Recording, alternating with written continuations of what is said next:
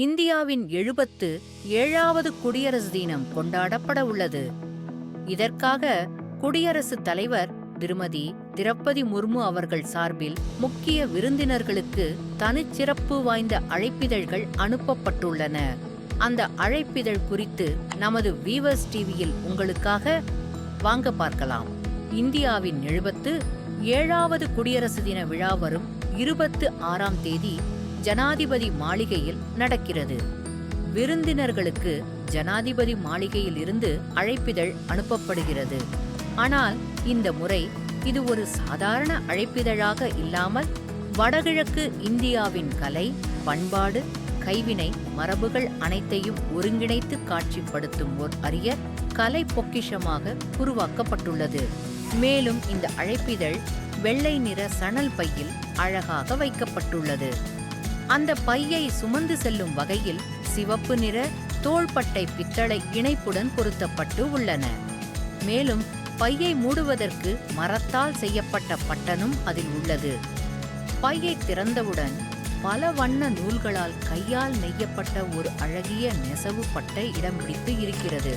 முதலாவது அடுக்கில் மூங்கில் மரத்தில் ஓவியமாக பொறிக்கப்பட்ட ஜனாதிபதி அலுவலகம் மற்றும் குடியரசு தினம் 2026 என்றும் எழுதப்பட்டுள்ளது. அதோடு அசாமின் புகழ்பெற்ற தாவரங்கள் சித்தரிக்கப்பட்டு உள்ளன. இரண்டாவது அடுக்கில் சணல் துணியின் மேல் காகிதத்தால் ஆன பிரதான அழைப்பிதழ் உள்ளது. அதில் விருந்தினர்களின் பெயர் அச்சிடப்பட்டு உள்ளது. கைகளால் வடிவமைக்கப்பட்டு இலைகள் கொண்டு பாலிஷ் செய்யப்படும் இந்த பொருட்களுக்கு இயற்கையான கருப்பு ஒளிர்வு ஏற்படுகிறது.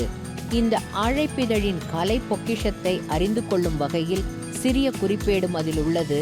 இந்த அடுக்கு அழைப்பிதழை சுவர்களில் அழகாக பொருத்திக் கொள்ளலாம். குடியரசு தின வரவேற்பு விழாவில் பங்கேற்கும் விருந்தினர்களுக்கு எரிப்பட்டு டோல் என்ற சால்வை அணிவிக்கப்பட உள்ளது. அதனை அகிம்சை பட்டு அல்லது சமாதான பட்டு என்றும் சொல்வார்கள்.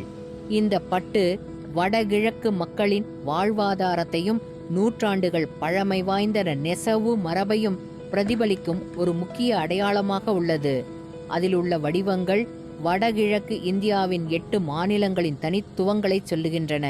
அந்த மாநில மிருகங்கள், பறவைகள், 6 மலர்கள் மற்றும் இயற்கை வளங்களை குறிக்கும் சின்னங்கள் இடம்பெற்றுள்ளன. இதற்கு பயன்படுத்தப்பட்ட வண்ணங்கள் அனைத்தும் உள்ளூர் தாவரங்களிலிருந்து பெறப்பட்ட இயற்கை நிறங்கள்.